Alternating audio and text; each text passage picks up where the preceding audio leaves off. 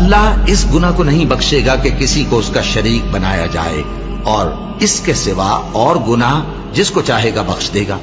اور جس نے اللہ کے ساتھ شریک بنایا تو بے شک وہ رستے سے دور جا پڑا۔ یہ لوگ اللہ کے سوا جو پرستش کرتے ہیں تو کچھ دیویوں کی، اور پکارتے بھی ہیں تو شیطان سرکش ہی کو، جس پر اللہ نے لعنت کی ہے، اور وہ اللہ سے کہنے لگا میں تیرے بندوں سے غیر اللہ کی نیاز دلوا کر مال کا ایک مقرر حصہ لے لیا کروں گا،